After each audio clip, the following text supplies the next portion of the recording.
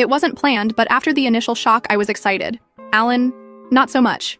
He said all the right things, but actions speak louder than words, and his actions were spending more time gaming with his buddies and less time helping around the house. I told myself he was just processing the big change in his own way. Men, a mirate? Plus, this pregnancy has been rough. Throwing up nonstop for 3 months, then anemia, and now my back feels like someone's twisting it in half most days. Which brings me to today. I had just finished work and stopped by Trader Joe's on the way home. We live in a 3rd-floor walk-up, no elevator, and my car was full of groceries. When I got home, Alan was sprawled on our couch playing Call of Duty with his headset on, surrounded by empty Monster cans. I asked if he could help bring up the groceries. He just waved me off and said he was in the middle of something important. So there I was, 7 months pregnant, waddling up and down 3 flights of stairs with heavy grocery bags. By the 6th trip, I was drenched in sweat. My back was screaming, and I could feel my ankles swelling inside my shoes. When I finally set the last bags down, I collapsed onto the kitchen chair, trying to catch my breath. That's when Alan looks over from the couch and says, "I'm not even exaggerating this. Jesus, you're getting disgusting to look at. You better lose that weight fast after the baby, or I'll find someone who actually takes care of herself." I literally couldn't process what I just heard. Then I heard laughter coming through his headset.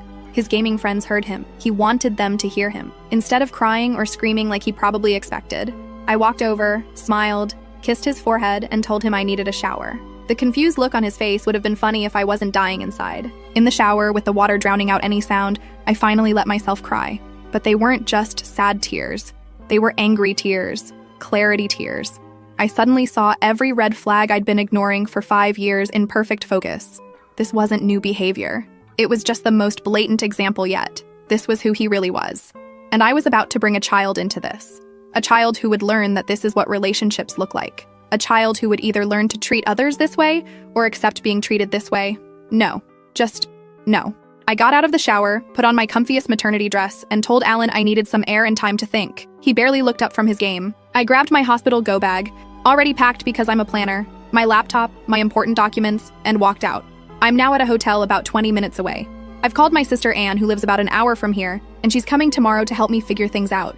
Alan has called twice and texted once asking where the leftovers are in the fridge. Not where I am, where the leftovers are. I need to leave him. I need to protect myself and my baby. But I'm terrified. I'm 7 months pregnant. Our lease is in both our names. Our finances are somewhat entangled, though I've always kept my own separate account where my paychecks go, thank God. I was counting on having a partner for childcare and expenses. But I keep coming back to that moment in the kitchen. The casual cruelty.